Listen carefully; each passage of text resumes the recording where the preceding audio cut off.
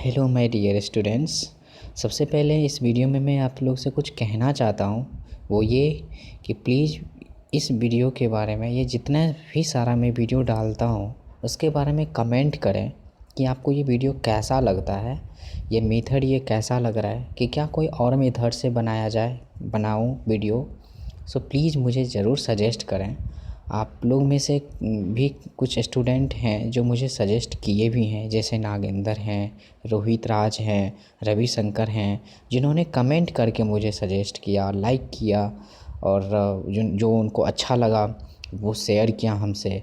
So please आप लोगों से भी मैं ये रिक्वेस्ट करता हूँ तहे दिल से कि आप लोग बोलें कि सर ये सही जा रहा है कि और क्या इसमें और ऐड किया जाए। सो प्लीज़ कमेंट करके सजेस्ट किया करें।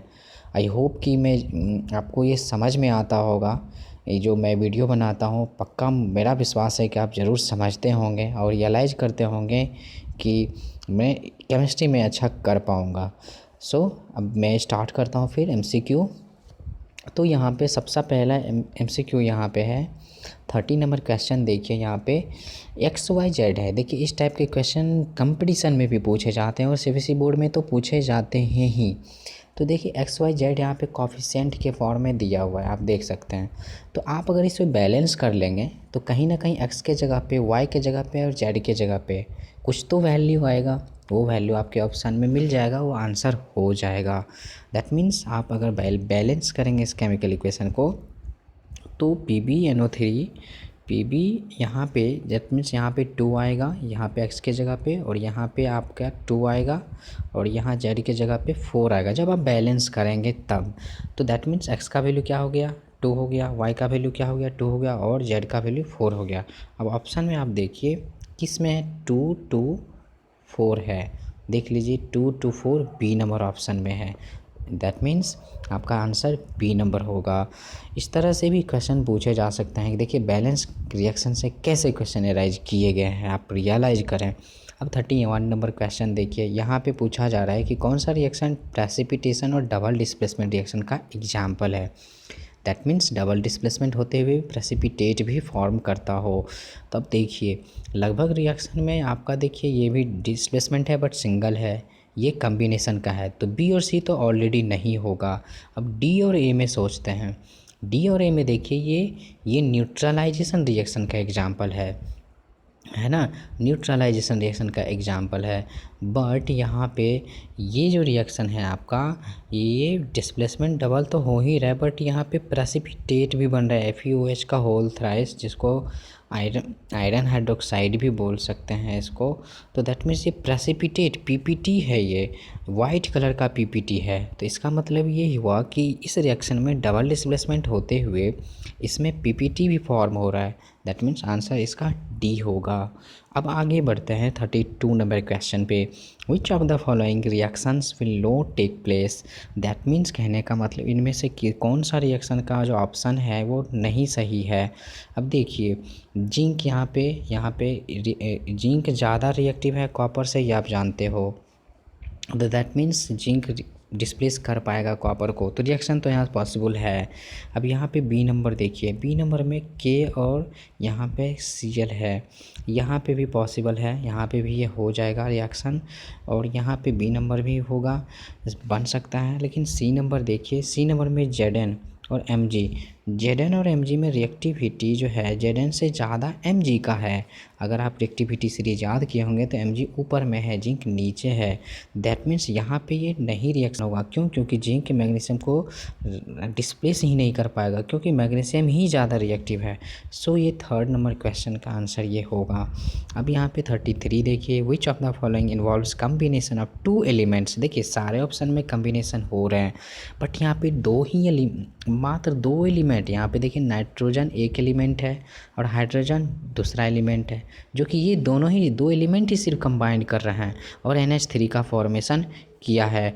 तो इसलिए ए नंबर आंसर होगा। बाकी में कम्बिनेशन हो रहा है बट एक से अधिक एलिमेंट है। देखिए जैसे कैल्शियम और ऑक्सीजन भी है, यहाँ पे कार्बन और ऑक्सीजन भी है, तो दैट मीन्स इसलिए ए नंबर आंसर होगा। नेक्स्ट क्वेश्चन पे बढ़ते हैं 34 नंबर क्वेश्चन पे। देखिए in the reaction HgCl2 reaction, मतलब इसमें बताना है रिड्यूसिंग एजेंट क्या है। मैं आप लोग को यहाँ पे थोड़ा सा एडिशनल एक नॉलेज देना चाहूँगा अबाउट ऑक्सीडेशन। देखिए ऑक्सीडेशन में क्या होता है, ऑक्सीडेशन में दो चीज़ तो आप जानते हैं, ऑक्सीडेशन में दो चीज़ आप ऑलरेडी जानते हैं क्या होता है, ऑक्सीजन का गेन होना और हाइड्रोजन का लॉस होना। बट थर्ड याद रखिएगा, इसमें लॉस ऑफ इलेक्ट्रॉन भी होता है, इन इलेक्ट्रॉन का लॉस होता है, याद रखिएगा इलेक्ट्रॉन का लॉस होता है। अब बताइए जिसका ऑक्सीडेशन होगा वो रिड्यूसिंग एजेंट होगा, है ना कि ऑक्सीडाइजिंग एजेंट होगा। तो इसमें ये पूछा जा रहा है कि रिड्यूसिंग एजेंट कौन होगा, इसका मतलब जो जिसमें ऑक्सीजन इलेक्ट्रॉन का लॉस होता होगा।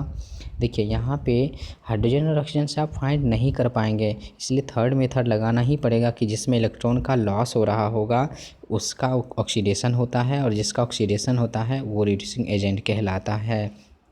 तो यहाँ पे देखिए Hg2Cl2 में Hg यहाँ पे वैलेंसी +1 ले रहा है, बट यहाँ पे Hg2Cl2 में वैलेंसी निकालिएगा, ऑक्सीडेशन स्टेट निकालिएगा तो Hg2+ शो करेगा। यहाँ पे Hg एक इलेक्ट्रॉन लॉस कर रहा है, बट यहाँ इलेक्ट्रॉन 2 लॉस करने लगा, मतलब इलेक्ट्रॉन का ज़्यादा लॉस हुआ है, यानी ऑक्सीडेशन हुआ है किसका, Hg2Cl2 का। इसका मतलब Hg2Cl2 ऑक्सीडाइजिंग एजेंट नहीं, रिड्यूसिंग एजेंट है। इसलिए आंसर क्या हो जाएगा इसमें, Hg2Cl2 ए नंबर आंसर होगा। अब यहाँ पे देखने वाली बात है, 35 नंबर क्वेश्चन में पूछा जा रहा है जो मैंने अभी आपको समझाया, oxidation involves gain of electron, नहीं गेन ऑफ इलेक्ट्रॉन नहीं, मैंने अभी बताया कि लॉस ऑफ इलेक्ट्रॉन, तो 2 नंबर आंसर होगा। क्या एडिशन ऑफ ऑक्सीजन होता है, हाँ थर्ड में सही है। क्या रिमूवल ऑफ हाइड्रोजन होता है, हाँ ये भी सही है, यानी 2, 3, 4 सही है, 2, 3, 4 आंसर बी में है। अब 36 देखिए, the formula of ammonium phosphate, phosphate का फार्मूला आप जानते हैं PO4, अगर आपको 9th में पढ़ रहे होंगे तो PO4 का वैलेंसी होता है -3 और अमोनियम का वैलेंसी होता है +1। अब आप इंटरचेंज करें, 3 चला जाएगा अमोनियम पे और अमोनियम का वैलेंसी फॉस्फेट पे आएगा, तो आप ऑप्शन कौन सा मारेंगे अमोनियम फॉस्फेट का, तो C नंबर ऑप्शन सही होगा। अब आप 37 नंबर देखिए, which of the following is a thermal decomposition, very easy question. आप ZnCO3 देखिए, ZnCO3 में जब आप हीट दीजिएगा तो ZnO+CO2, जैसे कैल्शियम कार्बोनेट डिकम्पोज होता था वैसे ही ये रिएक्शन होगा। बाकी ए नंबर तो इलेक्ट्रिसिटी से था, AgCl तो सनलाइट से था, ये तो कम्बिनेशन का है, बाकी C आंसर हो जाएगा। नेक्स्ट क्वेश्चन पे बढ़ते हैं, 38 नंबर क्वेश्चन देखिए, बोल रहा है कि ये जो एग्जाम्पल है किस टाइप के रिएक्शन, ये करवाया गया है ऑलरेडी किसी और वीडियो में, बट यहाँ पे देख लीजिए, यहाँ पे डिस्प्लेसमेंट तो होगा ही, क्योंकि यहाँ पे ऑक्सीजन हाइड्रोजन को डिस्प्लेस कर पाएगा, तो इसलिए यहाँ पे डिस्प्लेसमेंट हो रहा है। और यहाँ पे रिडॉक्स भी होगा, क्यों, क्योंकि NH3 जो है ऑक्सीजन गेन किया है, यहाँ पे इसका मतलब ये हुआ कि यहाँ पे हाइड्रोजन नहीं था बट यहाँ ऑक्सीजन आया, यानी गेन किया, ऑक्सीडेशन हो रहा। और देखिए दूसरे में कि O2 यहाँ पे हाइड्रोजन नहीं था बट H2 जब बना, O2 जब H2 में फॉर्म हुआ तो इसका मतलब O2 ने हाइड्रोजन ऐड किया, इसका मतलब गेन किया हाइड्रोजन का, रिडक्शन हो रहा, यानी ऑक्सीडेशन और रिडक्शन दोनों हो रहा, रिडॉक्स रिएक्शन कहलाएगा।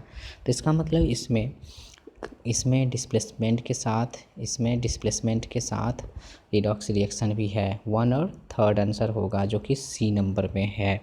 39 नंबर क्वेश्चन देखिए, ये भी क्वेश्चन करवाया गया है, वैसे आप देख सकते हैं, अगर आप जान चुके हैं तो ये Fe जो है Fe2 तरीके में बन गया है, मतलब Fe ने ऑक्सीडाइज्ड हुआ है ना, Fe ऑक्सीडाइज्ड हुआ है और Fe ऑक्सीडाइज्ड हुआ, 3 नंबर ऑप्शन सही है। Water is getting reduced, yes water is getting reduced because कि वाटर का रिडक्शन हुआ, क्यों, क्योंकि यहाँ पर ऑक्सीजन का इसने लॉस किया, वाटर देखिए ऑक्सीजन लॉस किया है तो इसलिए रिडक्शन होगा, यानी वाटर रिड्यूस्ड हो गया, यानी बी भी सही है। और थर्ड देखिए यहाँ पे इसमें सही नहीं होता, क्योंकि जब वाटर रिड्यूस्ड हुआ है तो इसका मतलब ये रिड्यूसिंग एजेंट तो नहीं होगा ना, तो इसीलिए ये गलत है, C नहीं होगा, थर्ड नहीं होगा। फोर्थ होगा क्या, वाटर अगर रिड्यूसिंग एजेंट नहीं है तो कौन सा एजेंट होगा, ऑक्सीडाइजिंग एजेंट होगा, तो फोर्थ भी सही है। अब ये 1, 2, 4 आंसर सही होगा जो कि A नंबर ऑप्शन में है, 1, 2, 4 थर्ड नंबर ऑप्शन में है।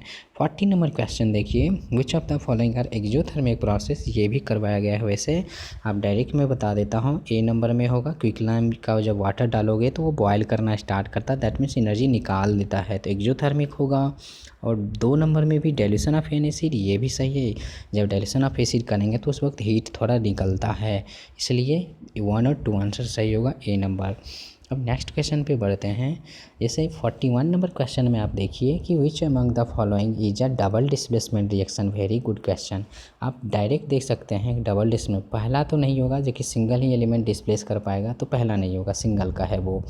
दूसरा, हाँ एकदम ये रिएक्शन आप सभी को याद भी होगा, दूसरा नंबर ऑप्शन जो कि होगा डबल डिस्प्लेसमेंट में। और कोई ऑप्शन देख लेते हैं, तो यहाँ पे मेरे ख्याल से और कोई ऑप्शन नहीं है। थर्ड तो कम्बिनेशन है, फोर्थ तो कम्बसन है, तो इसलिए डबल डिस्प्लेसमेंट का जो है 2 नंबर क्वेश्चन जो होगा वो आंसर सही होगा 2। ठीक है, तो आप only 2 B number answer mark करेंगे। 42 नंबर क्वेश्चन देखिए, barium chloride on reacting with ammonium sulphate. Barium chloride reacting with ammonium, बोल रहा है कि बेरियम क्लोराइड किससे रिएक्ट कर रहा है, तो अमोनियम सल्फेट से। अब आप बताइए क्या बनेगा यहाँ पे। अब बोल रहा है कि बेरियम सल्फेट बन भी रहा है, ये तो बना भी दिया है, barium sulphate plus ammonium chloride ये बना भी दिया है। तो यहाँ पे बोल रहा है कि किस टाइप का ये रिएक्शन है। आप देख सकते हैं 41 में भी ये सेकंड नंबर एग्जांपल, ये क्वेश्चन नंबर 42 बन चुका है ऑलरेडी। आप देख सकते हैं 41 42 में कोई डिफरेंस ही नहीं है, तो डबल डिस्प्लेसमेंट का ये एग्जांपल होगा। बट यहाँ पे थोड़ा सा और ध्यान दीजिए, barium sulphate is a white precipitate, इसीलिए प्रेसिपिटेट इसमें बन रहा है, तो प्रेसिपिटेशन रिएक्शन भी होगा। 2 नंबर भी ऑप्शन सही है, यानी 2 और 4 दोनों सही है। यानी 2 और 4 किस में है, तो डी नंबर में आंसर होगा। इसी तरह से यहाँ पे थोड़ा सा ज़रूर ध्यान दिया करें बनाते वक्त। 43 देखिए, electrolysis of water decomposition reaction the molar ratio, ये भी इसे करवाया गया है, तो ये 2:1 आप सभी को याद होगा। लास्ट क्वेश्चन देखते हैं, विच of the following is a endothermic process. Endothermic में आप जानते हो एनर्जी एब्जॉर्ब किया जाता है, हीट एब्जॉर्ब किया जाता है। अब यहाँ पे देखिए dilution of an acid, no इसमें तो एनर्जी निकलता है। सब्लिमेशन, या सब्लिमेशन करने के लिए हीट एब्जॉर्ब होना पड़ता होगा, इसलिए 2 सही है। कंडेंसेशन ऑफ वाटर, नहीं इसमें हीट रिलीज हो जाती है। और 4th सही है, evaporation of water, evaporation of water करने के लिए आपको हीट देना पड़ेगा, यानी 2 और 4th सही है, जो कि डी नंबर आंसर होगा। आई होप कि आपको ये ज़रूर इस तरह से देख सकते हैं क्वेश्चन कैसे, सारे एनसीईआरटी का एग्जाम्पलर से ये क्वेश्चन है, जो कि यहाँ से क्वेश्चन कन्फर्म आते हैं। तो आप लोग इसी तरह से प्रैक्टिस करें। ये फर्स्ट चैप्टर का लगभग अच्छा क्वेश्चन करवा दिया गया है। अब हम नेक्स्ट जो वीडियो बनाएंगे एसिड और बेस पे बनाएंगे, जो चैप्टर 2 है आपका। Thank you so much.